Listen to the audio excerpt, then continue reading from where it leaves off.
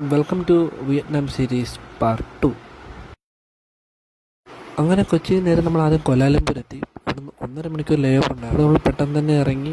നമുക്ക് കുറച്ച് നേരം നടക്കാനുള്ളതുകൊണ്ട് തന്നെ ഇറങ്ങി. വലിയ ടൈം പോരൊന്നും അറിയില്ല. പെട്ടെന്ന് തന്നെ നമ്മൾ ഫ്ലൈറ്റിൽ കയറി. അപ്പം നമ്മുടെ ഇൻഡിഗോ ഫ്ലൈറ്റ് പോലെ തന്നെയായിരുന്നു ഇതും. വലിയ ആളില്ലായിരുന്നു. അപ്പം മുമ്പത്തെ സൈഡ് സീറ്റ് കിട്ടാൻ പറ്റാത്തതിൻ്റെ വിഷമം ഞാൻ ഇവിടെ ഇരുന്ന് തീർത്തു. എക്സ്പീരിയൻസ് അടിപൊളിയായിരുന്നു. കുറച്ച് നേരം ഉറങ്ങിക്കഴിഞ്ഞപ്പം കണ്ണ് തുറന്നപ്പം തന്നെ വെൽക്കം ടു വിയറ്റ്നാം എന്നുള്ളൊരു ബോർഡായിരുന്നു കണ്ടത്.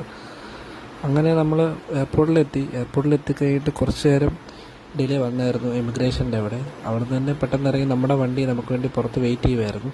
അങ്ങനെ നമ്മൾ നമ്മുടെ ബസ്സിൽ കയറി. ഞങ്ങളുടെ മിസ്സിൻ്റെ പാട്ട് പാടിക്കൊണ്ടാണ് ഞങ്ങളുടെ ടൂർ സ്റ്റാർട്ടായത്.